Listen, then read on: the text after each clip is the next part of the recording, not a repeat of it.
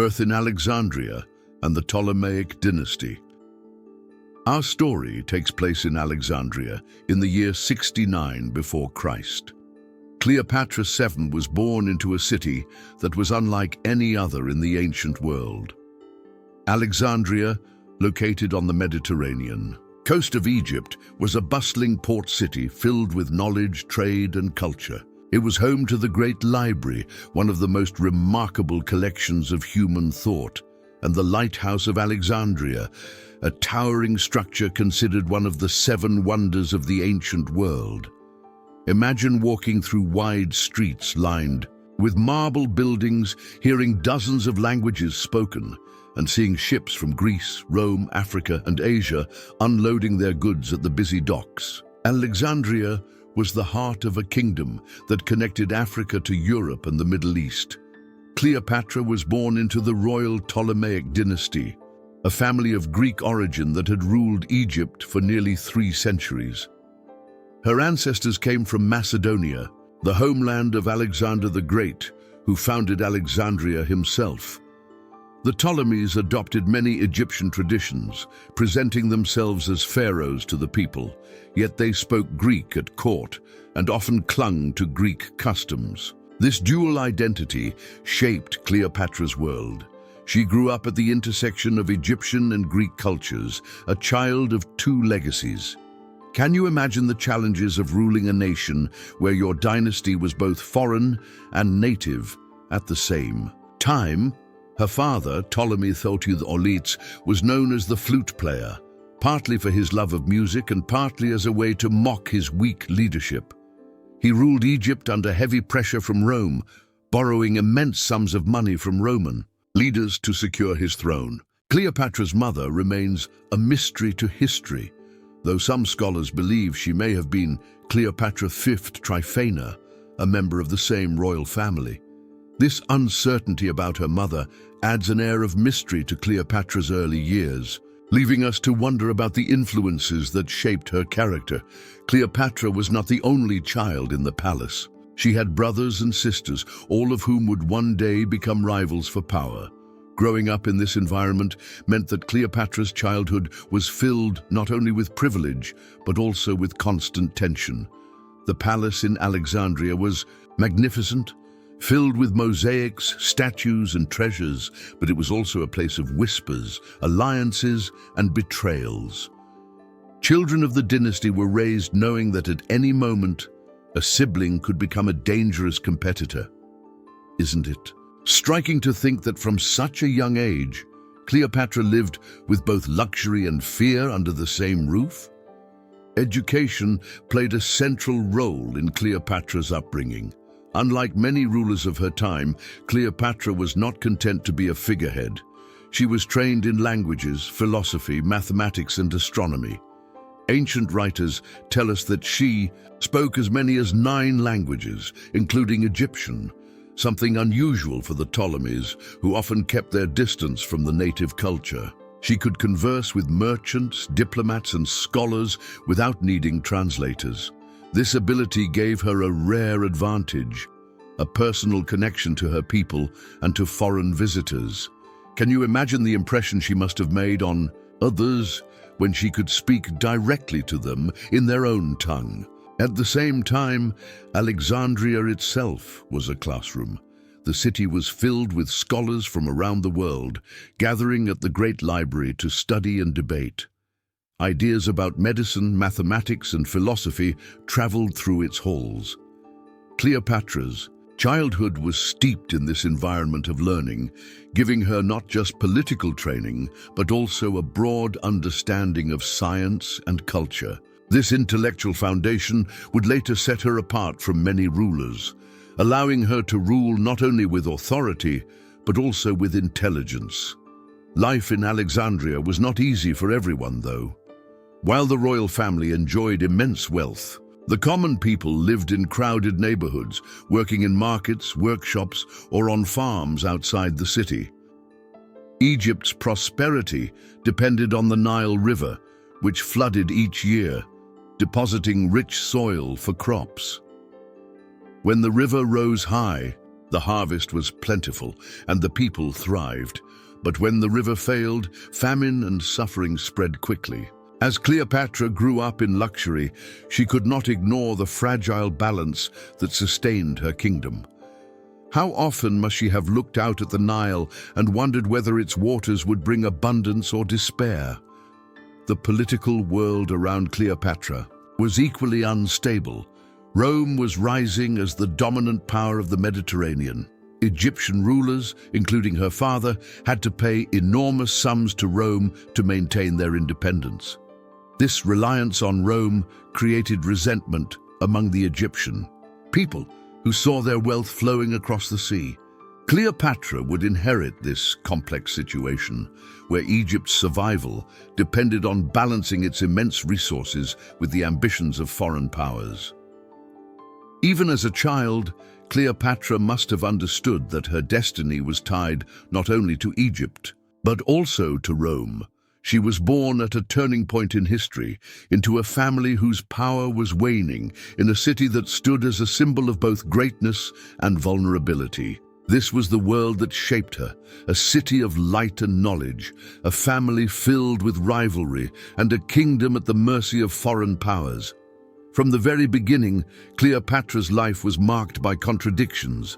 She was Greek yet Egyptian, privileged yet threatened, educated yet surrounded by political chaos. These contrasts would become the defining features of her reign. But how would a young girl born into such an environment rise to command the attention of the most powerful men of her time and leave her mark on history? The answer lies in her early years of struggle for power, which we will explore next. Family rivalries and the struggle for power. From the moment Cleopatra entered the world of the Ptolemies, she stepped into a storm of family rivalries that would define her destiny. The Ptolemaic dynasty was notorious for its brutal internal struggles. Brothers fought sisters, fathers betrayed daughters, and mothers schemed against their own children. To survive in such an environment, one needed more than royal blood. One needed sharp instincts, political cunning, and the ability to turn enemies into allies. Cleopatra learned these lessons early. Her father, Ptolemy XIII Auletes, held the throne, but his reign was fragile. The dynasty's survival relied heavily on Roman approval. Auletes had paid vast sums to Julius Caesar and Pompey, two of Rome's most powerful men, in exchange for recognition as Egypt's rightful ruler. Yet the Egyptians themselves viewed him with suspicion, blaming him for draining their treasury and weakening the kingdom. Imagine the whispers in the palace corridors, the king seen as little more than a Roman puppet, tolerated but not loved. For Cleopatra, growing up under a father so dependent on foreign powers meant understanding early that Rome was both Egypt's greatest threat and its necessary protector. Cleopatra had several siblings, and in the Ptolemaic world, siblings were not companions, they were rivals for the throne. Her sisters, Berenice IV, Arsinoe IV, and Cleopatra VI, sometimes considered her mother rather than her sister, depending on sources, each played roles in the dynasty's endless drama. Her brothers, Ptolemy III and Ptolemy XIV, would later become both co-rulers and enemies. In this dynasty, power was rarely shared peacefully. Marriage between siblings was common, meant to preserve the bloodline and strengthen claims to the throne. But behind these marriages lay suspicion, conspiracies, and sometimes murder. Can you imagine growing up knowing that your brother could one day be your king, your husband, and perhaps even your executioner? A key moment came when her father was expelled from Egypt. Around 58 before Christ, angered by his heavy Roman taxation and alliances, the Alexandrians revolted, forcing him to flee. Cleopatra, still a young girl, remained behind as her sister Berenice IV took the throne. For a brief period, Cleopatra witnessed her own family torn apart, her sister ruling while her father begged Rome for help. This must have been a chilling experience for the future queen. Watching how quickly fortune could change in the world of the Ptolemies, Auletes eventually returned, backed by Roman military force. His restoration was brutal.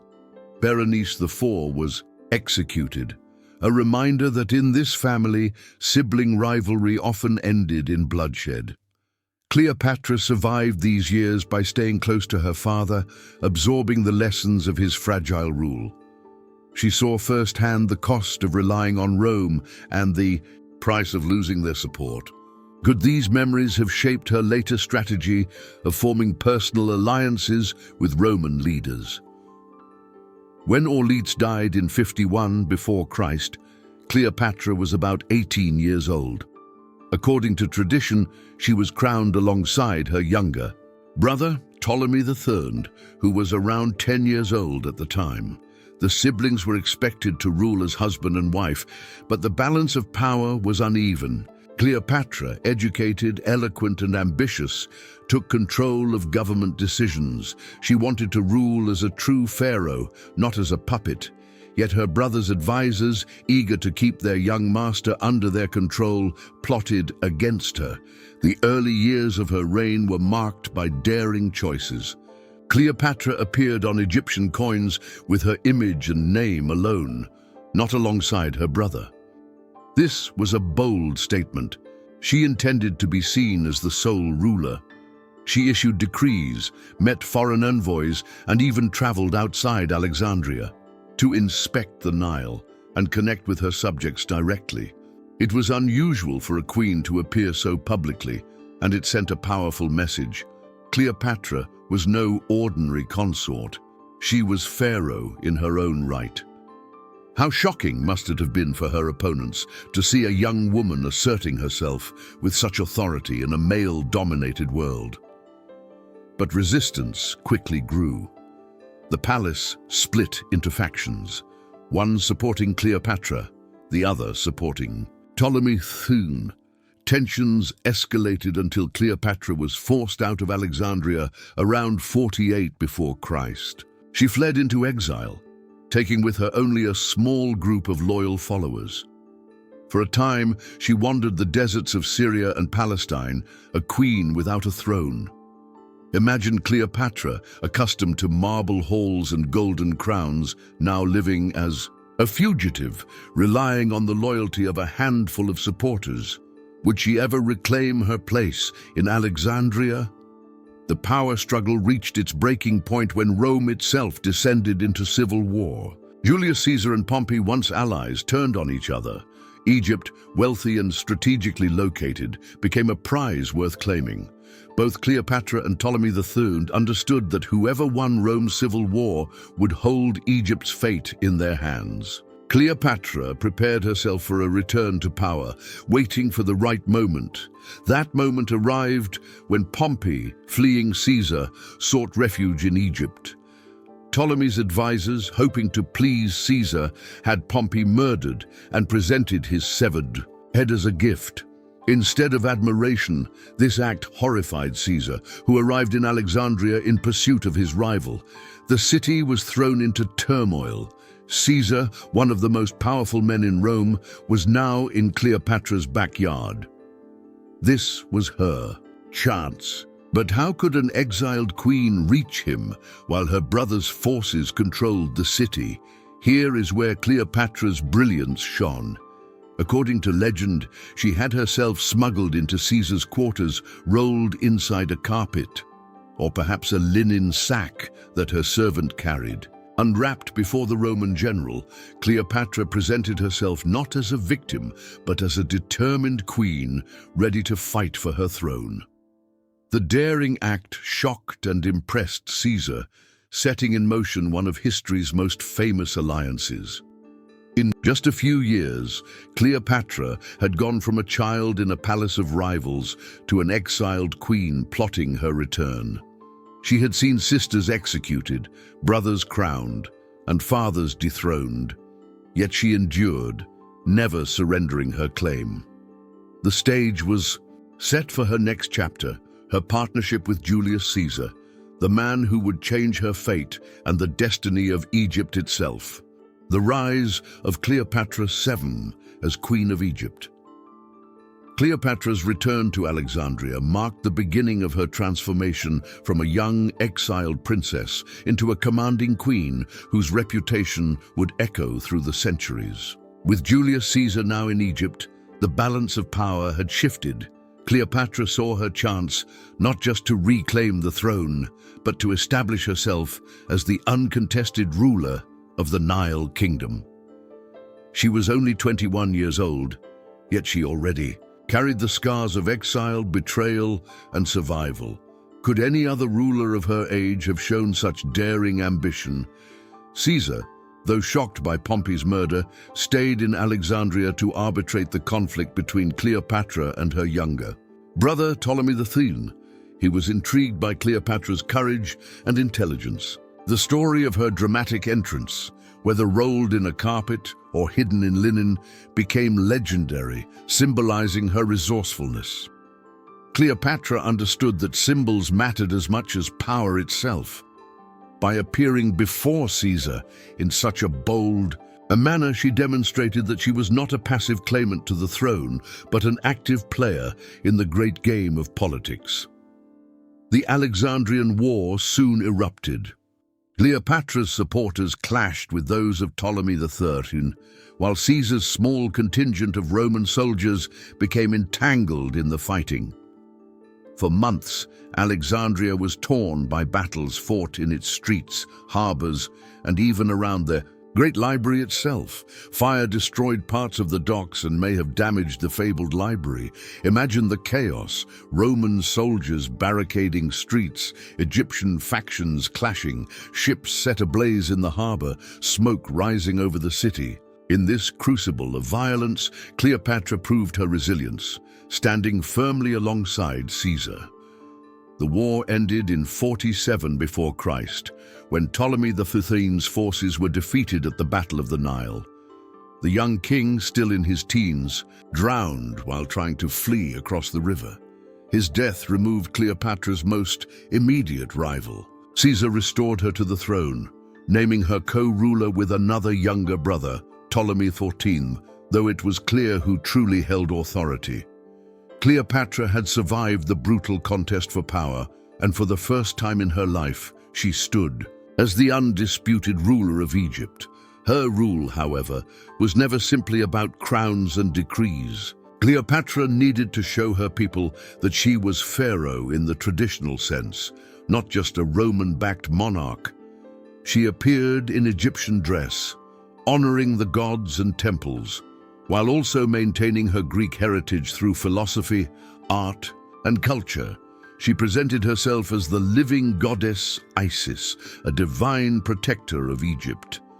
This blending of identities, Greek, Egyptian, and even Roman, was a masterstroke of politics. Could any other ruler of her time embody so many worlds? At once, during this period, Cleopatra bore a son by Julius Caesar. The child, named Caesarion, or Little Caesar, was officially called Ptolemy XV. His birth in 47 before Christ gave Cleopatra something more powerful than an alliance, a dynastic link to Rome's most famous leader. Although Caesar never formally acknowledged Caesarion as his heir, the boy's existence bound the fortunes of Egypt and Rome together in ways that would shape the years to come. For Cleopatra, Caesarion was more than her son. He was her insurance against political isolation. Cleopatra and Caesar soon traveled together along the Nile. Their journey, sometimes described as a kind of royal procession, allowed Cleopatra to display her power to her people. The queen sailed on a magnificent barge, adorned with purple sails and gilded decorations, while crowds lined the riverbanks to catch a glimpse. The spectacle reminded Egyptians of their ancient traditions, where pharaohs paraded as living gods. At the same time, it gave Caesar a first-hand view of Egypt's immense wealth, the fertile fields, the towering temples, and the treasures of a land that had been feeding empires for millennia. Was Cleopatra showing him her kingdom, or was she reminding him of Egypt's value to Rome? Perhaps both. Back in Alexandria, Cleopatra began to strengthen her administration. She reformed tax systems, managed trade networks, and ensured the stability of Egypt's grain production. The Nile's annual floods determined the prosperity of her people, and Cleopatra made sure the surplus reached Rome, which depended on Egyptian grain to feed its population. This made her not just Queen of Egypt, but an essential player in Roman politics. Any Roman leader who wanted power would have to consider her role in supplying the lifeblood of the empire, food. Yet her alliance with Caesar brought danger as well as protection. Many in Rome saw her as a foreign temptress, an exotic queen who had ensnared their general. Roman culture, with its suspicion of monarchs and fear of luxury, painted Cleopatra as a symbol of corruption. To the Egyptians, however, she was a clever ruler who had secured Rome's favor while protecting their independence. This dual image, admired at home, reviled abroad, would follow her for the rest of her reign. How could one woman inspire such devotion and such hatred at the same time? In 46 before Christ, Cleopatra traveled to Rome with Caesar and lived there for nearly 2 years. She resided in Caesar's villa across the Tiber River, along with Caesarion. Romans gossiped endlessly about the foreign queen who dined with Caesar, spoke with senators, and appeared in public ceremonies. Her presence challenged Roman traditions and outraged Caesar's enemies, but Cleopatra remained calm, displaying the same confidence she had shown when entering Caesar's chambers years earlier. She had mastered the art of turning scandal into strength. The relationship came to an abrupt end in 44 before Christ, when Caesar was assassinated in the Roman Senate. Cleopatra, shocked and vulnerable, quickly returned to Egypt with Caesarion. Her protector was gone, and her position seemed uncertain once more. Yet she had gained something invaluable during her time with Caesar: international recognition. She was now a queen who had walked the streets of Rome, witnessed its power, and tied her dynasty to its greatest leader. By the late 40s before Christ, Cleopatra had secured her throne, born an heir, and demonstrated her ability to rule. As more than just a figurehead, she had emerged from palace rivalries, exile, and civil war, not only intact, but stronger than ever. She was no longer the young queen who needed Caesar to survive. She was now Cleopatra VII, ruler of Egypt, mother of Caesarion, and a political force whose actions would soon shake the Roman world again. But with Caesar's death, a new storm was forming. Rome descended once more into civil war, and 2 men, Mark Antony and Octavian, rose to dominate its stage. Which of them would Cleopatra choose to ally with? And how would her choice shape not only her destiny, but also the fate of Egypt itself? The alliance with Julius Caesar. The partnership between Cleopatra and Julius Caesar began as a political necessity, but soon became one of the most famous alliances in history. When Cleopatra reappeared in Alexandria, boldly presenting herself before Caesar, she was not merely seeking personal survival. She was crafting a strategy to restore her throne and secure Egypt's independence in the face of Rome's growing dominance. Caesar, in turn, found in Cleopatra not only a useful ally, but also a woman of intelligence, charisma, and remarkable courage. The Alexandrian War gave Caesar a first-hand understanding of Egypt's internal divisions. He watched as Cleopatra, though young, displayed a steadiness far beyond her years. When Ptolemy III drowned in the Nile, Caesar reinstated Cleopatra as queen, but this was not the end of their connection. Their partnership was forged not only on the battlefield, but also in the chambers of political negotiation. Cleopatra knew that Rome's protection was the shield her kingdom needed. Caesar knew that Egypt's wealth, especially its grain, was vital to feeding Rome's swelling population. Can we imagine a clearer example of mutual necessity turning into personal bond? Soon after their victory, Cleopatra bore Caesar a son, Caesarion. Though Caesar never officially declared the boy his heir, the child was recognized in Egypt as the living link between 2 worlds. Rome's most powerful man and Egypt's most powerful queen. To the Egyptian people, this union symbolized divine legitimacy, echoing myths of gods uniting to bless the land. For Caesar, the relationship was more complicated. In Rome, the presence of a foreign queen and a possible foreign heir stirred unease among senators already fearful of his growing power. Despite this tension, Cleopatra and Caesar embarked on a celebrated journey along the Nile. Sailing on Cleopatra's luxurious barge, adorned with purple sails and gilded decorations, they presented themselves as pharaoh and consort, almost like gods parading before their people.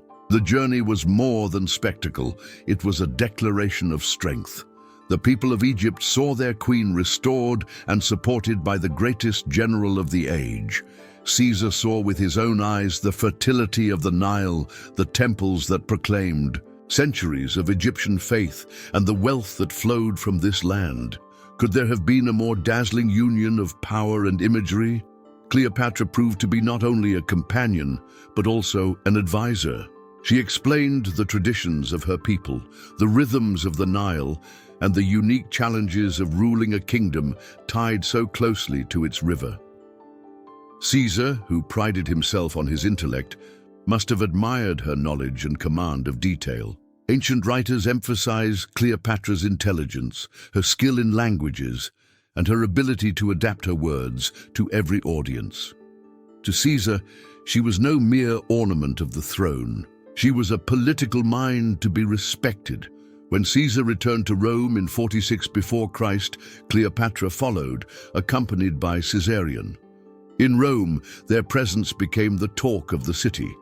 Cleopatra lived in Caesar's villa across the Tiber River, appearing in public ceremonies, dining with senators, and moving in circles that few foreigners ever entered. For Romans, who cherished their republican traditions and mistrusted kings, her presence was unsettling. Some saw her as a queen of luxury and decadence, a symbol of Eastern excess threatening Roman values. Others were captivated by her presence, her charm, and her ability to hold her own in conversations with Rome's intellectual elite. Caesar himself was not ashamed of the connection. He placed a statue of Cleopatra in the temple of Venus Genetrix, linking her image with the divine ancestor of his own family.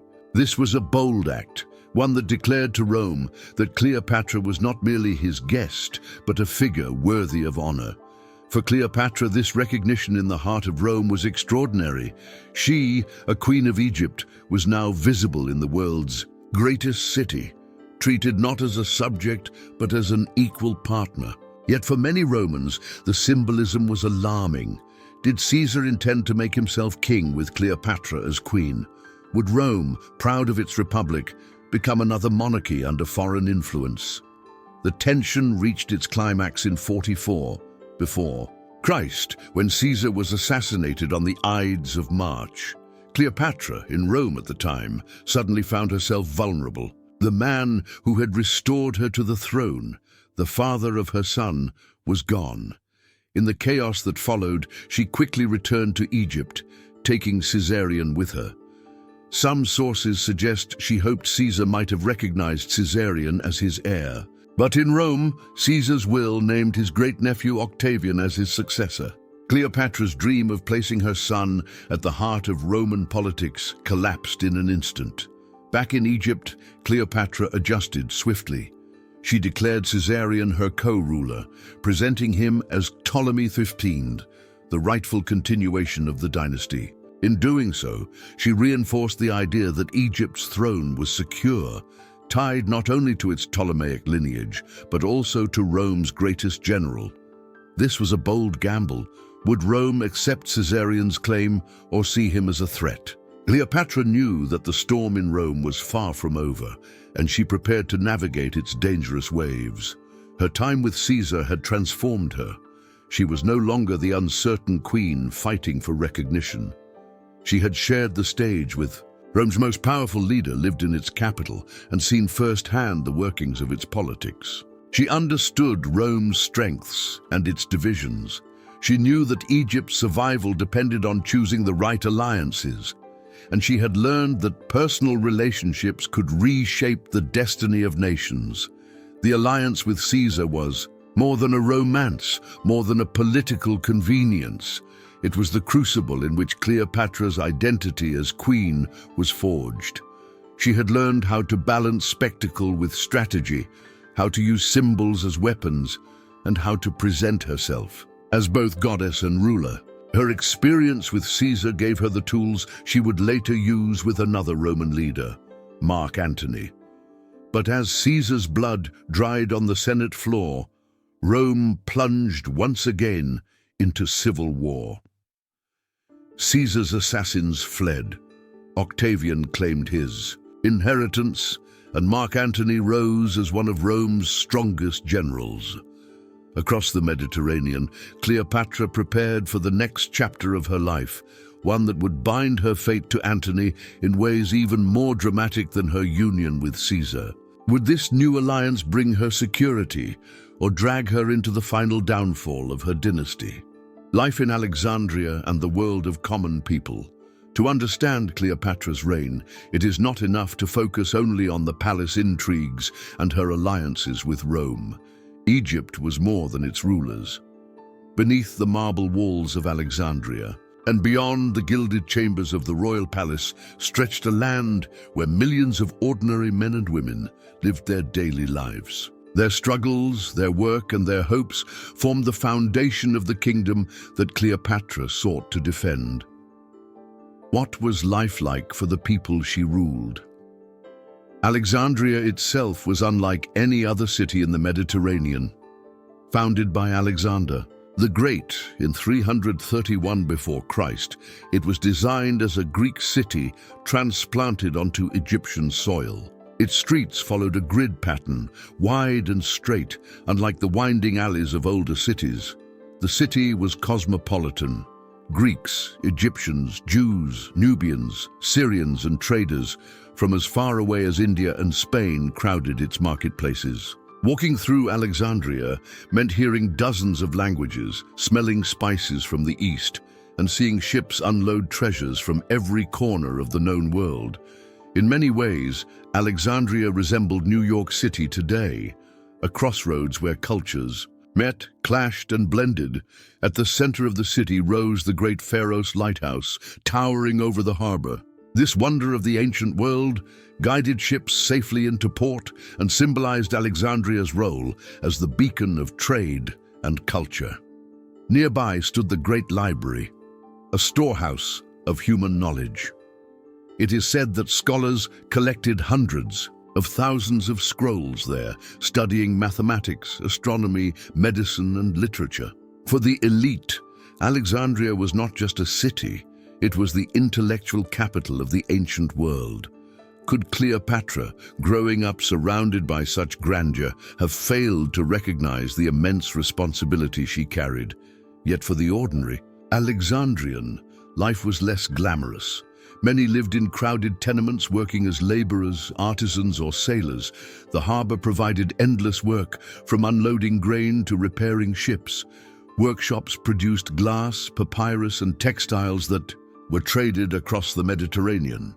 Markets bustled with life, where vendors shouted out prices for bread, olives, fish, and dates. The city's wealth was visible, but it was unevenly distributed. The royal family lived in opulence, while the majority of people survived with modest means, relying on the stability of the Nile harvest and the trade flowing through the port. Beyond Alexandria lay the heart of Egypt, the Nile Valley. The river was more than a body of water. It was the lifeline of the nation. Every year, when the rains fell in East Africa, the Nile would flood, spreading fertile silt across the farmlands. This natural rhythm determined Egypt's prosperity. A high flood meant abundance, a low flood meant hunger. Farmers sowed wheat and barley, harvested flax for linen, and tended to vegetables in small plots. They worked under the hot sun, guided by the rising and falling of the river. Their tools were simple: wooden plows, sickles, baskets, but their labor sustained one of the richest agricultural systems in the ancient world. The peasants lived in mud brick houses with flat roofs, often sharing space with goats or chickens. Families ate bread, beans, onions, and fish from the Nile. Meat was rare, reserved for special occasions. Beer made from barley was the common drink, safer than untreated water. Children worked alongside parents in the fields, learning their roles from an early age. Religion infused every aspect of their lives. They prayed to the gods for the Nile's flooding, for protection from disease, and for safe passage into the afterlife. Imagine how different life was for them compared to the luxuries of the palace in Alexandria, yet both worlds depended on each other. Taxes were a constant burden.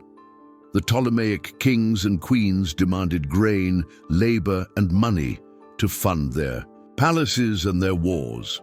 Cleopatra inherited this system. To maintain Egypt's independence from Rome, she needed to ensure that her kingdom remained wealthy and efficient. This meant organizing tax collectors, managing grain shipments, and sometimes squeezing her subjects for more than they could easily give. How did the common people view her?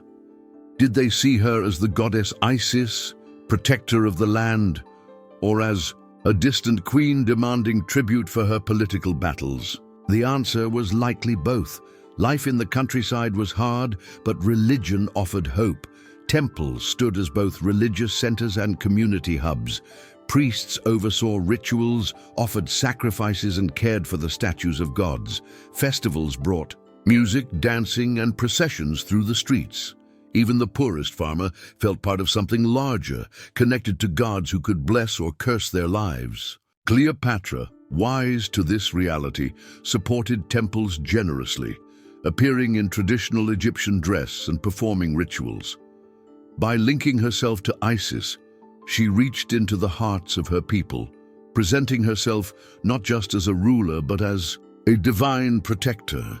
In Alexandria, entertainment was abundant. Theaters hosted plays, gymnasiums trained athletes, and races thrilled crowds. Greek influence mixed with Egyptian tradition, creating a vibrant cultural life. Wealthy citizens attended banquets with wine and music, while the poor found joy in street performances or gatherings in taverns. The city never slept. Could Cleopatra, moving among scholars, priests, and merchants, have imagined ruling a kingdom so diverse without understanding its daily rhythms? The military also played a role. In everyday life, soldiers patrolled the streets, defended borders, and sometimes collected taxes. Many were Greek mercenaries loyal to the Ptolemaic dynasty. Their presence reminded everyone that order rested not only on faith and farming, but also on force. Egypt's independence depended on the strength of its army, even as Rome's legions loomed larger with each passing year. For the ordinary Egyptian, Rome was a distant shadow. They may have heard rumors of Roman battles, taxes paid to foreign overlords, and the influence of powerful generals. But their daily concerns were simpler. Would the Nile flood enough this year? Would the harvest feed their family? Would their prayers be answered? Cleopatra's challenge was to bridge these two worlds, the glittering cosmopolitan capital of Alexandria and the humble villages of the Nile.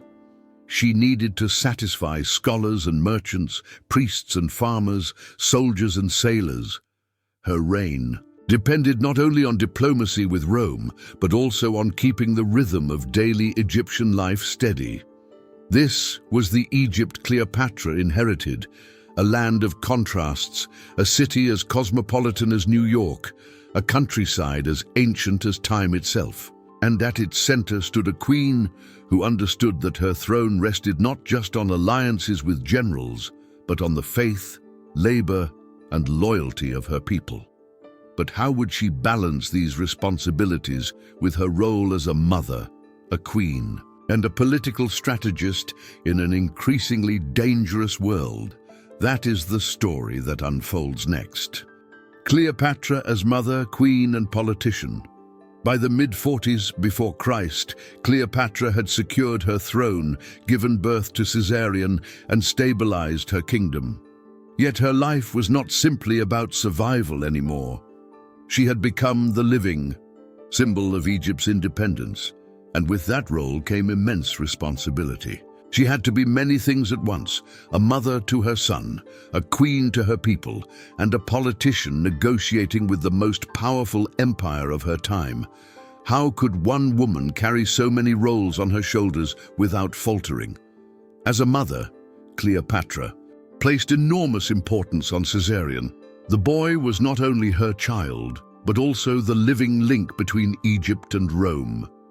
She presented him as co-ruler under the name Ptolemy XV, placing his image alongside hers on coins and in official decrees. In doing so, she anchored the dynasty's future in him. To her people, Caesarion was proof that Egypt's royal line remained strong. To her enemies, he was a potential threat, a reminder that Julius Caesar had left behind a possible heir outside Rome. Did Cleopatra believe Caesarion would one day rule both Egypt and Rome? Perhaps, but at the very least, she knew he was the cornerstone of her dynasty's survival. Cleopatra's role as queen went beyond motherhood. She was Pharaoh, a ruler expected to embody divine power. She performed rituals in temples dressed as Isis, the goddess of motherhood and magic. She appeared in public ceremonies, blending Greek and Egyptian traditions, ensuring that her diverse subjects saw her as both familiar and sacred. Coins struck during her reign show her with strong features and a determined expression, not the delicate beauty often imagined later. She wanted her image to project strength, authority, and continuity. After all, a queen's face was not just art, it was a political message. At the same time, she was deeply involved in the administration of her kingdom. Ancient records showed decrees issued in her name concerning taxes, grain shipments, and trade agreements. Egypt's economy relied on its grain exports, especially to Rome, where millions depended on Nile harvests to survive. Cleopatra managed these resources carefully, ensuring that her kingdom maintained wealth while securing Rome's reliance on her. She was not a distant monarch lost in luxury. She was a working ruler, balancing accounts and negotiating trade. Isn't it remarkable to picture a queen so often remembered for romance, instead acting as a capable administrator?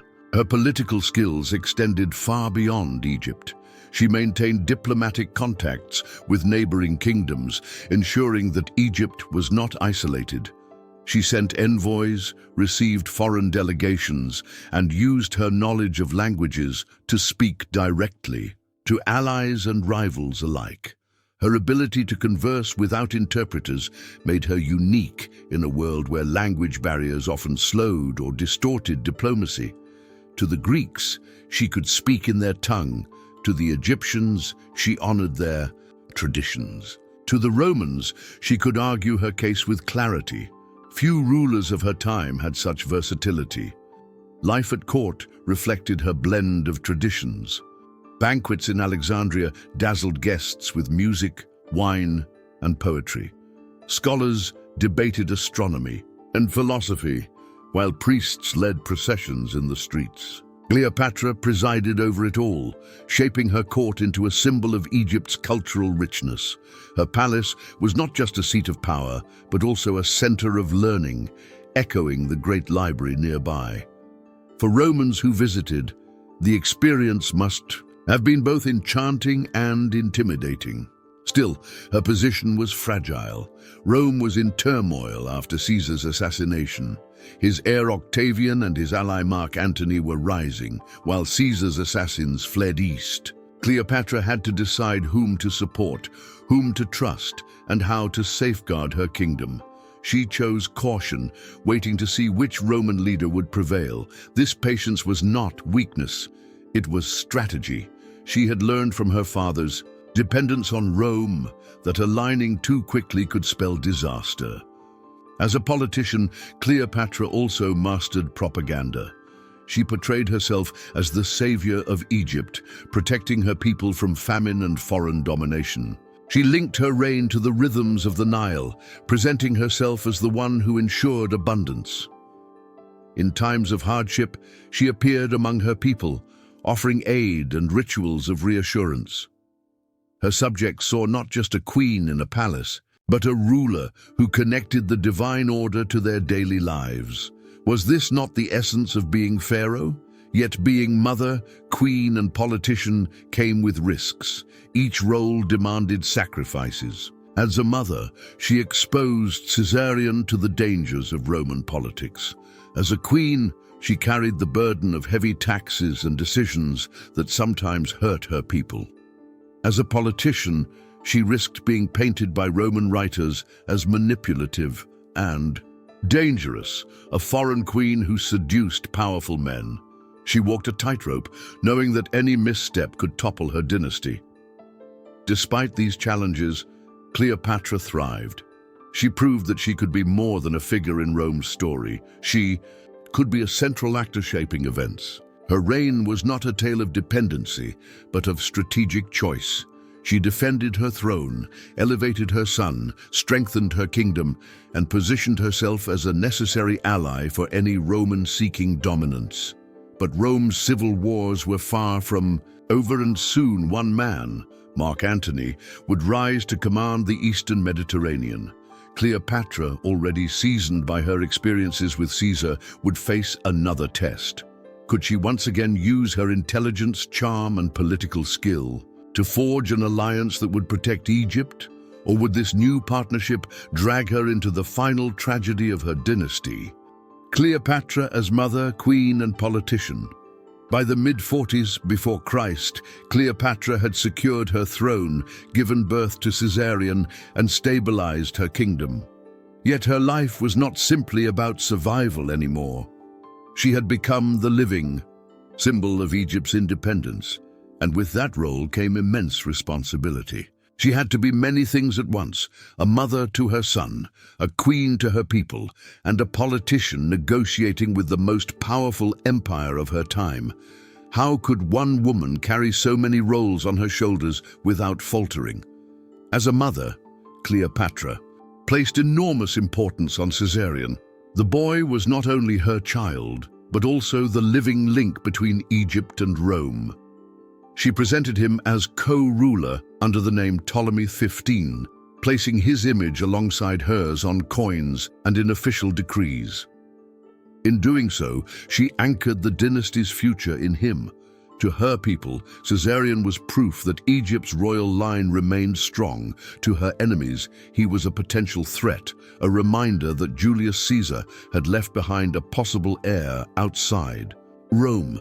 Did Cleopatra believe Caesarion would one day rule both Egypt and Rome? Perhaps, but at the very least, she knew he was the cornerstone of her dynasty's survival. Cleopatra's role as queen went beyond motherhood. She was Pharaoh, a ruler expected to embody divine power. She performed rituals in temples dressed as Isis, the goddess of motherhood and magic. She appeared in public ceremonies, blending Greek and Egyptian traditions, ensuring that her diverse subjects saw her as both familiar and sacred. Coins struck during her reign show her with strong features and a determined expression, not the delicate beauty often imagined later. She wanted her image to project strength, authority, and continuity. After all, a queen's face was not just art, it was a political message. At the same time, she was deeply involved in the administration of her kingdom. Ancient records showed decrees issued in her name concerning taxes, grain shipments, and trade agreements. Egypt's economy relied on its grain exports, especially to Rome, where millions depended on Nile harvests to survive. Cleopatra managed these resources carefully, ensuring that her kingdom maintained wealth while securing Rome's reliance on her. She was not a distant monarch lost in luxury. She was a working ruler, balancing accounts and negotiating trade. Isn't it remarkable to picture a queen so often remembered for romance, instead acting as a capable administrator? Her political skills extended far beyond Egypt. She maintained diplomatic contacts with neighboring kingdoms, ensuring that Egypt was not isolated. She sent envoys, received foreign delegations, and used her knowledge of languages to speak directly to allies and rivals alike. Her ability to converse without interpreters made her unique in a world where language barriers often slowed or distorted diplomacy. To the Greeks, she could speak in their tongue. To the Egyptians, she honored their traditions. To the Romans, she could argue her case with clarity. Few rulers of her time had such versatility. Life at court reflected her blend of traditions. Banquets in Alexandria dazzled guests with music, wine, and poetry. Scholars debated astronomy and philosophy, while priests led processions in the streets. Cleopatra presided over it all, shaping her court into a symbol of Egypt's cultural richness. Her palace was not just a seat of power, but also a center of learning, echoing the great library nearby. For Romans who visited, the experience must have been both enchanting and intimidating. Still, her position was fragile. Rome was in turmoil after Caesar's assassination. His heir Octavian and his ally Mark Antony were rising, while Caesar's assassins fled east. Cleopatra had to decide whom to support, whom to trust, and how to safeguard her kingdom. She chose caution, waiting to see which Roman leader would prevail. This patience was not weakness, it was strategy. She had learned from her father's dependence on Rome that aligning too quickly could spell disaster. As a politician, Cleopatra also mastered propaganda. She portrayed herself as the savior of Egypt, protecting her people from famine and foreign domination. She linked her reign to the rhythms of the Nile, presenting herself as the one who ensured abundance. In times of hardship, she appeared among her people, offering aid and rituals of reassurance. Her subjects saw not just a queen in a palace, but a ruler who connected the divine order to their daily lives. Was this not the essence of being Pharaoh? Yet being mother, queen, and politician came with risks. Each role demanded sacrifices. As a mother, she exposed Caesarion to the dangers of Roman politics. As a queen, she carried the burden of heavy taxes and decisions that sometimes hurt her people. As a politician, she risked being painted by Roman writers as manipulative and dangerous, a foreign queen who seduced powerful men. She walked a tightrope, knowing that any misstep could topple her dynasty. Despite these challenges, Cleopatra thrived.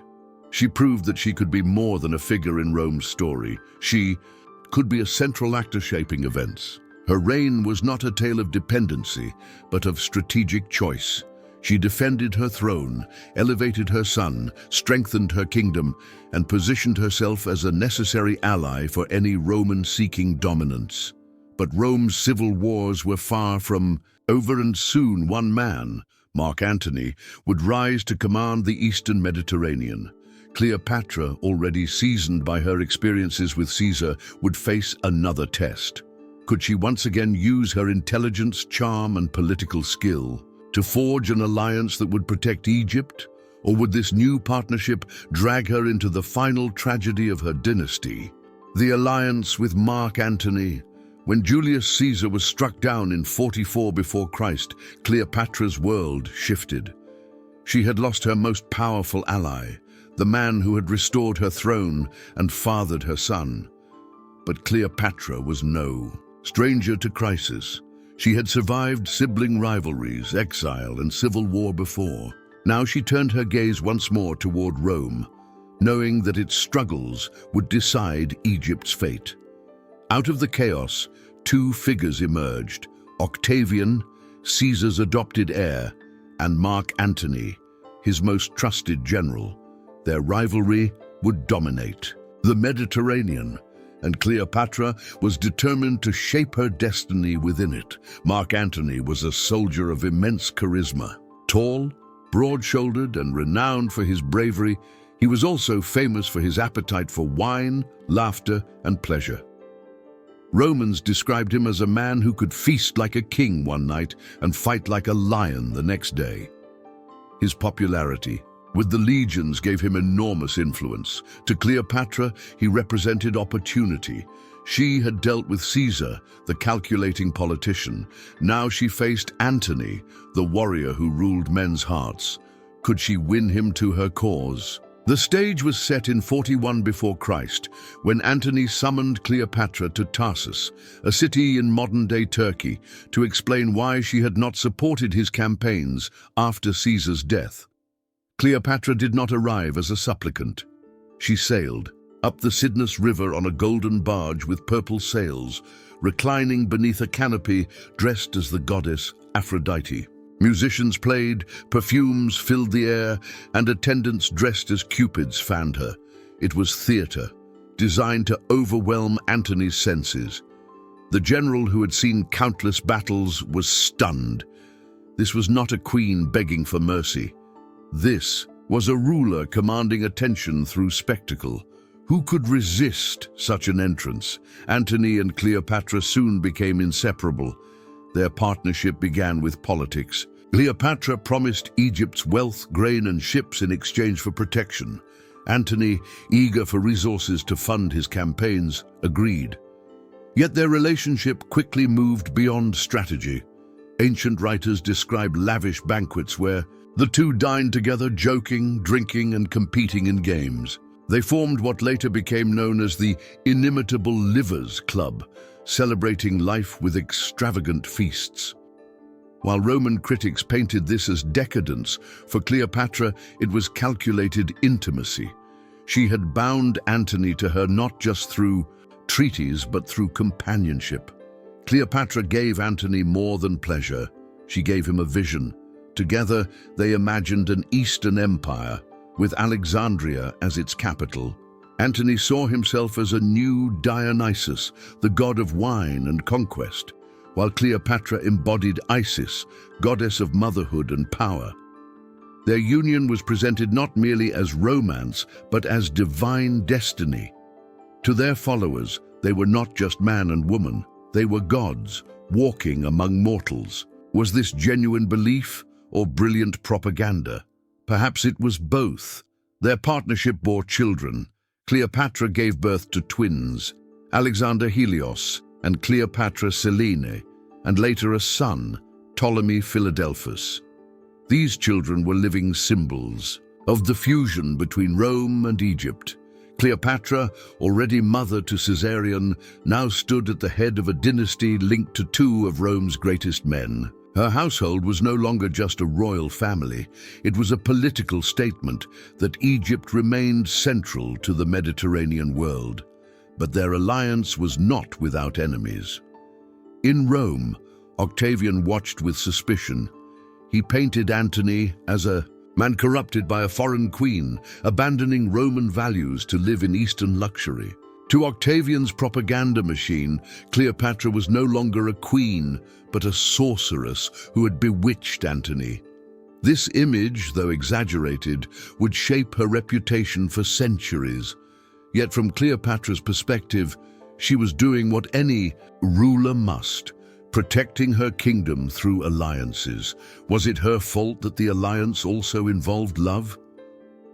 Antony returned to Rome in 41 before Christ and married Octavia, Octavian's sister, in a political move to ease tensions. But his bond with Cleopatra endured. Within a few years, he returned to Alexandria, abandoning Octavia and throwing himself fully into Cleopatra's world. This decision deepened the divide between Antony and Octavian. Cleopatra became more than Antony's lover. She was now central to Rome's civil war. In 34 before Christ, Antony staged the famous Donations of Alexandria. Before a crowd in the city's gymnasium, he distributed territories to Cleopatra and their children. Caesarion was declared King of Kings, ruler of Egypt and Cyprus. Alexander Helios received Armenia and lands to the east. Cleopatra Selene was given Libya, and little Ptolemy Philadelphus was awarded Syria. Cleopatra herself was crowned Queen of Kings. It was a dramatic display, one that alarmed Rome. To Octavian and his supporters, Antony had gone too far. He was carving up Roman territories for a foreign dynasty. Was Antony still a Roman general, or had he become Cleopatra's consort in an Eastern empire? Back in Rome, Octavian seized the chance to sway public opinion. He declared that Antony had betrayed his Roman heritage for a queen's embrace. He read Antony's supposed will before the Senate, claiming it left power to Cleopatra and Caesarion. Whether genuine or forged, the message was clear. Antony was no longer loyal to Rome. Cleopatra became the symbol of foreign corruption, the enemy at the gates. Cleopatra, however, prepared for war. She gathered Egypt's fleet, stocked her treasuries, and stood beside Antony as his equal. No longer was she the young queen depending on Caesar's favor. She was now the partner of a Roman general, commanding armies and influencing strategy.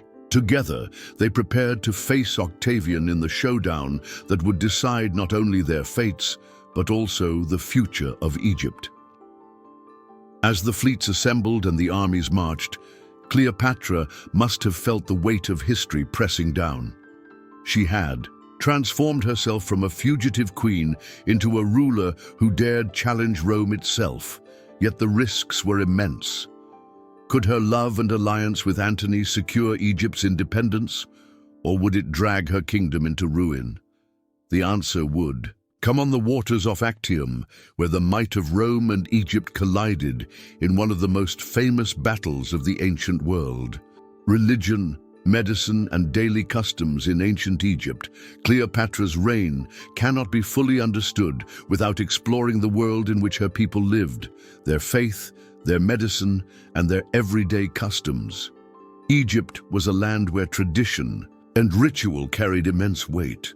Religion shaped not only how people prayed, but also how they farmed, healed, ate, and buried their dead. Cleopatra, though Greek in origin, embraced these traditions, for they were the foundation of her kingdom's stability. What did ordinary Egyptians believe? How did they care for themselves? And what customs guided their daily lives? Religion in Egypt was deeply connected to the natural world, above all, to the Nile River. The river's annual flood was seen not merely as a natural event, but as a gift from the gods. Priests measured the water levels, predicting whether famine or prosperity would follow. The god Hapi personified the Nile, bringing fertility to the land.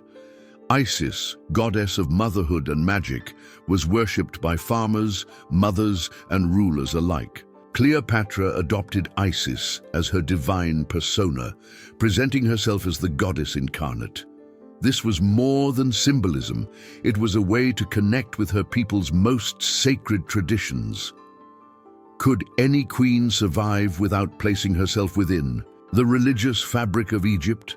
Temples were the beating heart of community life.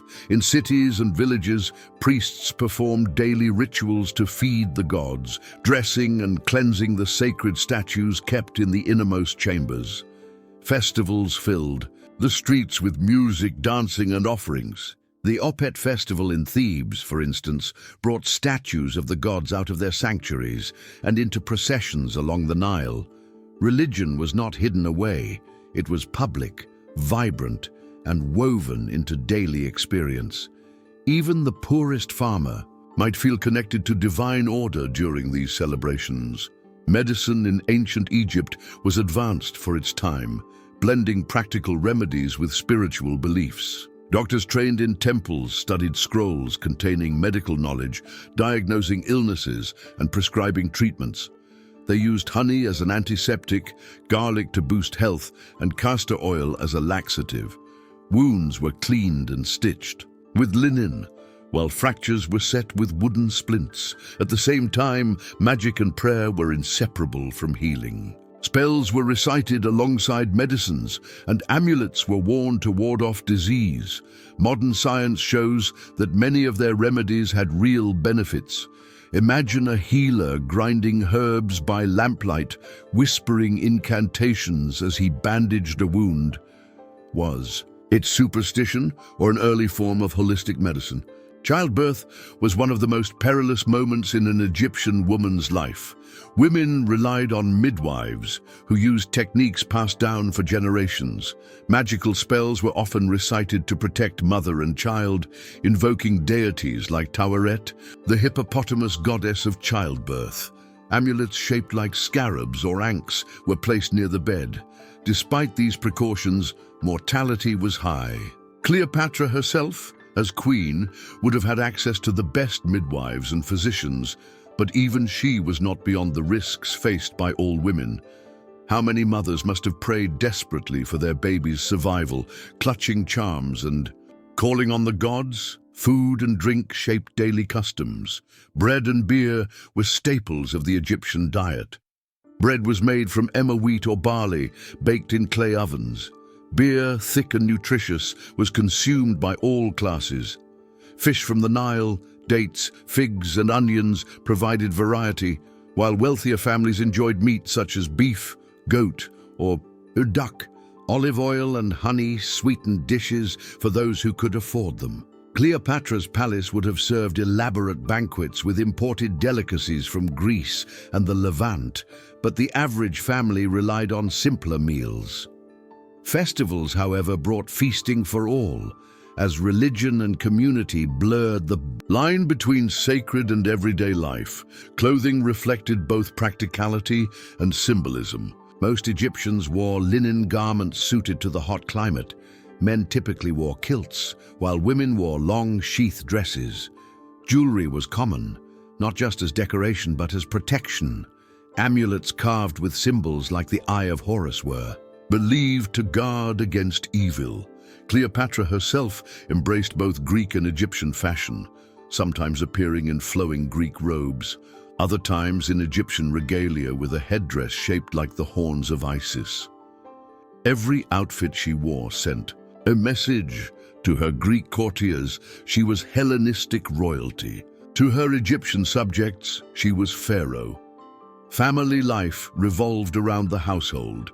Children were cherished, raised within extended families that included grandparents and cousins. Boys were trained to work in the fields or learn trades, while girls helped their mothers with cooking, weaving, and caring for younger siblings. Education was limited, though scribes and priests trained in writing and mathematics. Hieroglyphs, the sacred writing system, were complex and used mainly for religious texts and official inscriptions. For daily matters, scribes employed simpler scripts like demotic, which allowed contracts, letters, and accounts to be recorded. Literacy was rare, and those who could write held great social status. Death and burial customs revealed the Egyptians' deep belief in the afterlife. Funerary practices varied by wealth. The rich could afford elaborate tombs stocked with goods, while the poor were buried with modest offerings. Mummification, developed over centuries, was seen as essential to preserving the body for the next life. Priests performed rituals to prepare the deceased for the journey through the underworld, where the soul would be judged by Osiris. The image of the heart being weighed against the feather of truth symbolized the Egyptian view of morality. One's life was measured by deeds, not wealth. Cleopatra herself would have been surrounded by these traditions, even as a queen rooted in Greek culture. What is striking about Egypt under Cleopatra is how much these customs had endured. The Ptolemies may have ruled for centuries, but they had adapted to Egypt's traditions rather than erasing them. For ordinary people, daily life had changed little from the time of the great pharaohs of the Old Kingdom. They still sowed crops by the Nile, prayed to the same gods, wore the same linen, and drank the same beer. Cleopatra, understanding this continuity, positioned herself as both innovator and preserver. She introduced new political strategies while embodying timeless Egyptian beliefs. Religion, medicine, and customs gave stability to a land constantly caught in the storms of politics. For Cleopatra, embracing these traditions was not optional. It was essential. Without them, she would have been seen as a foreign ruler imposed by Greek ancestors. With them, she became pharaoh, mother, and protector, embodying the hopes of her people. But even as Egyptians lived by the rhythms of the Nile and the cycles of the gods, Rome's shadow loomed ever larger. The world was changing, and so too would Egypt's wealth and economy. How would Cleopatra manage her kingdom's immense resources while confronting the ambitions of the Roman world? The wealth of Egypt, trade, economy, and agriculture. Egypt under Cleopatra was one of the richest lands of the ancient world. Its prosperity rested on three pillars: the fertile Nile River, the vast trade networks that connected Africa, the Mediterranean and Asia, and the careful administration of its resources. Cleopatra understood that her survival as queen depended on more than alliances with Rome. It depended on protecting and expanding Egypt's wealth. Without economic power, she would have been little more than a client ruler. With it, she could command respect, influence, and independence. How did Cleopatra manage this delicate balance? The Nile was the foundation of Egypt's economy. Each year, its floods spread nutrient-rich silt across the valley, creating farmland that could feed millions. Farmers grew wheat, barley, beans, flax, and vegetables, supporting not only local consumption, but also exports. Grain was the most valuable commodity, shipped in enormous quantities to Rome, where the population relied on Egyptian harvests to avoid famine. Roman citizens knew that the bread they ate often came from far down the Nile, linking their survival to Cleopatra's kingdom. This dependence gave Cleopatra immense leverage.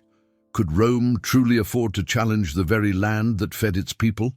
Agriculture in Egypt was organized and closely monitored. Surveyors measured plots, tax collectors gathered grain, and scribes kept records in demotic script.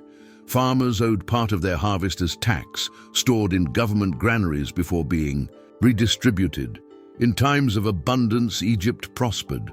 In times of poor flooding, the system strained, and Cleopatra had to act quickly to prevent unrest. Relief efforts, religious rituals, and economic adjustments were all tools she used to maintain stability. To her, the Nile was not only a river, it was a political barometer. Trade expanded Egypt's wealth far beyond its borders. Alexandria's port was one of the busiest in the world, filled with ships carrying goods from across the Mediterranean and beyond. Spices arrived from Arabia and India, ivory and gold from Nubia, wines and olive oil from Greece, and textiles from Asia Minor. In return, Egypt exported papyrus, linen, glass, jewelry, and above all, grain. Merchants crowded the docks, sailors unloaded cargo, and customs officials collected duties. The hum of trade was constant, echoing the sounds of a city alive with business. Was Alexandria not, in many ways, the ancient world's version of a modern financial hub like New York City? Cleopatra took a personal interest in trade and finance. Records suggest she adjusted tax systems, ensuring fair collection while maximizing royal revenue. She also invested in infrastructure, repairing canals, maintaining irrigation, and securing the Nile's flow of goods. These measures were not simply economic. They were political, reinforcing her image as a ruler who brought abundance. For her people, prosperity was proof of divine favor, linking her reign to the gods' blessings. The economy was diverse. Mining produced gold, copper, and precious stones, fueling the creation of jewelry and luxury goods. Workshops in Alexandria manufactured glass, which was highly prized across the Mediterranean. Papyrus, unique to Egypt, became one of its most famous exports, spreading Egyptian influence into the world of literature and administration. Every scroll in a Roman library, every contract signed in Greece may have relied on Egyptian papyrus. This monopoly strengthened Cleopatra's position in international trade. Wealth also flowed from taxation on foreign merchants. Alexandria attracted traders from every corner of the ancient world. By taxing their transactions and regulating port traffic, Cleopatra turned her city into a source of endless revenue. The presence of so many cultures enriched the city's life but also created tensions. Cleopatra's administration had to ensure order while keeping the money flowing. Her ability to maintain Alexandria as both a cultural and economic hub was one of her greatest achievements. luxury, and spectacle played a role in Egypt's economy too. Cleopatra knew the power of appearances. Her palace glittered with mosaics, gold, and imported treasures. Banquets displayed the wealth of her kingdom, impressing foreign visitors and reinforcing her image as a ruler of abundance. Some Roman writers exaggerated these displays, claiming she dissolved pearls in wine to flaunt her riches. Whether true or not, the stories reflected her mastery of propaganda. By presenting herself as the wealthiest queen of her age, she intimidated rivals and inspired loyalty. At the same time, Cleopatra had to navigate Rome's growing appetite for Egypt's wealth. Her grain shipments fed Rome's masses, her gold financed Roman wars, and her alliance with Mark Antony gave her access to new territories. Yet this interdependence was dangerous. The more Rome relied on Egypt, the more it resented Cleopatra's autonomy. Could she maintain independence when Rome's hunger for resources grew insatiable? The countryside revealed the backbone of this prosperity. Farmers lived simple lives, but their labor fueled the grandeur of Alexandria and the ambitions of their queen. They plowed with wooden tools, harvested by hand, and carried grain to storage depots. Tax collectors ensured the state took its share, often leaving families with just enough to survive. Cleopatra, aware of this burden, balanced demands carefully. Too much pressure risked revolt, too little weakened the state. Her policies reflected not cruelty, but pragmatism. Without revenue, she could not defend Egypt from Rome. Religion and economy were intertwined. Festivals celebrated the Nile's flooding, thanking the gods for abundance.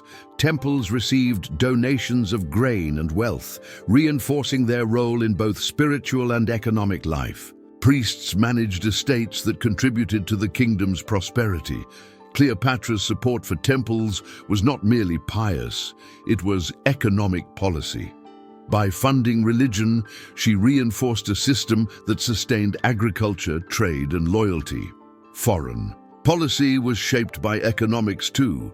Cleopatra offered Rome not only her beauty and charm, but also Egypt's resources. Mark Antony's campaigns in the East, for example, were financed in part by Egyptian wealth. Cleopatra provided ships, money, and supplies, ensuring that Antony could fight while she secured Egypt's influence. In this way, economics and politics became inseparable. Egypt's wealth, however, was both a blessing and a curse. It gave Cleopatra leverage, but also made her kingdom a target. Octavian, watching from Rome, understood that controlling Egypt meant controlling the grain supply for millions of Romans. To him, Cleopatra's prosperity was not a symbol of independence, but a prize to be seized. Did Cleopatra recognize that her greatest strength, her wealth, might also be the reason for her downfall? As the 1st century before Christ drew to a close, Egypt remained dazzlingly rich. Its fields yielded grain, its markets overflowed with goods, its ports thrived with international trade. At its center stood Cleopatra, managing it all with intelligence, strategy, and charisma. She was more than a queen in love with a Roman general. She was the steward of a kingdom whose economy sustained an empire. But wealth alone could not protect her from Rome's ambitions. As Octavian tightened his grip on power, the stage was set for a final confrontation. Would Egypt's riches save Cleopatra, or would they tempt Rome to bring her dynasty to its end? The answer would be revealed in the final war. The final war with Rome and the fall of the Ptolemaic kingdom. By the early 30s before Christ, Cleopatra's fate and that of Egypt were tied inseparably to Mark Antony. Together they had built a vision of power in the Eastern Mediterranean, backed by Egypt's wealth and Rome's legions. But in Rome itself, Octavian, the adopted heir of Julius Caesar, was consolidating power.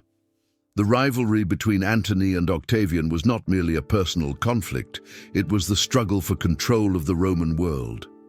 At the heart of this contest stood Cleopatra, whose alliance with Antony made her both a powerful partner and a dangerous enemy.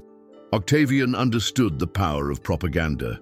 He portrayed Antony as a once great Roman, corrupted by a foreign queen. Cleopatra was painted as the seductress of the East, a woman who had bewitched Antony with luxury and desire. The donations of Alexandria, in which Antony publicly distributed Roman territories to Cleopatra and their children, provided Octavian with proof to sway Roman opinion. To the Senate and the people, he claimed Antony had betrayed Rome in favor of Egypt. Was it truth or manipulation? Likely both, but the effect was devastating. Romans who might have tolerated Antony's ambition now feared he planned to rule Rome from Alexandria with Cleopatra at his side. In 32 before Christ, Octavian declared war, not against Antony directly, but against Cleopatra. This was a calculated move. By casting the conflict as Rome versus Egypt, Octavian rallied Roman pride and turned Cleopatra into the enemy of the Republic. Antony, bound to Cleopatra, could not separate his cause from hers. Their fates were now united, and the final act of Cleopatra's dynasty was set in motion. The decisive moment came at the Battle of Actium in 31 before Christ. Antony and Cleopatra assembled their forces in Greece, bringing a powerful fleet supported by Egypt's wealth. Cleopatra herself commanded part of the naval force, a rare example of a queen at the center of a military campaign. Across the sea, Octavian's admiral Agrippa cut off supply lines and harassed their ships. When the fleets finally clashed, the battle was chaotic. Cleopatra, positioned with her squadron, saw the tide turning. In a desperate gamble, she broke through the lines and fled with her ships toward Egypt. Antony, torn between pursuing victory and following her, chose Cleopatra. His fleet collapsed, and Octavian claimed triumph. Actium was more than a battle. It was the turning point that sealed the fate of Egypt. Antony and Cleopatra retreated to Alexandria, their dream of an Eastern empire shattered. Yet even in defeat, Cleopatra did not surrender. She fortified Alexandria, rallied her people, and prepared for Octavian's inevitable invasion. The city, still one of the richest in the world, became a fortress of last hope. Could a queen who had outwitted so many survive one final storm? In 30 before Christ, Octavian marched into Egypt. His legions advanced with discipline and precision, while Cleopatra sought to negotiate. Some sources suggest she considered abandoning Antony to secure her throne for Caesarion, hoping Octavian might recognize her son as Julius Caesar's heir. Others believe she planned to flee east with her wealth. Whatever her intentions, Octavian moved swiftly to close every escape. Antony, humiliated by defeat and abandoned by allies, faced his final reckoning. When false news reached him that Cleopatra had taken her own life, he fell on his sword, mortally wounded. He was brought to Cleopatra, who had not yet died. And, in their last moments together, the once great general passed away in her arms. It was a scene of tragic grandeur, echoing the plays and legends that would later immortalize their story. Cleopatra now stood alone. Octavian entered Alexandria, seizing control of the city. He allowed Cleopatra to meet him, but their encounter was political, not romantic. Octavian was no Antony. He was cold, calculating, and determined to secure absolute victory. He had no intention of letting Cleopatra live as a rival queen. According to ancient accounts, Cleopatra attempted to sway him, perhaps hoping her charm could save her once again. But Octavian remained unmoved, realizing that her reign had ended and unwilling to be paraded through Rome as a trophy of conquest. Cleopatra chose her own death. Ancient writers describe her arranging her chamber, dressing in royal garments, and lying on a golden couch. A basket was brought, said to contain a poisonous asp, a symbol of divine royalty. Whether by snakebite, poison, or another means, Cleopatra ended her life on her own terms. She was 39 years old. With her death, the Ptolemaic dynasty came to an end. Caesarion was executed on Octavian's orders, removing the last potential rival to his claim as Caesar's heir. Egypt was annexed as a Roman province, its wealth flowing directly to Rome. The grain that once symbolized Cleopatra's independence now fed Octavian's empire. Alexandria, once the jewel of the Mediterranean, became another possession in the Roman world. For Egypt, the fall of Cleopatra marked the end of nearly 3,000 years of pharaonic rule. For Rome, it marked the birth of empire. Octavian, soon to be known as Augustus, used his victory to establish himself as the first emperor of Rome. Cleopatra's legacy lived on, not in her dynasty, but in her story, a tale of ambition, intelligence, love, and tragedy. Cleopatra had dared to challenge the greatest power of her time. She had stood as pharaoh, goddess, mother, and strategist. She had outwitted rivals, built alliances with Rome's most powerful men, and ruled one of the richest kingdoms in history. Yet in the end, the tide of Rome was unstoppable. Her fall was not only the story of a queen, but the story of a world, shifting from the independence of kingdoms to the dominance of empire.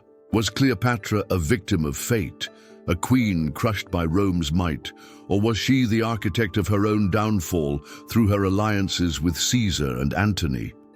The question still echoes through history, reminding us that even the most powerful rulers walk a fine line between triumph and tragedy.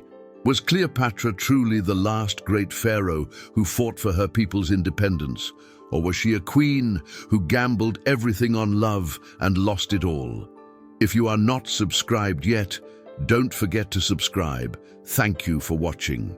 Which of these figures would you like to see next, Julius Caesar or Alexander the Great? Tell us in the comments below.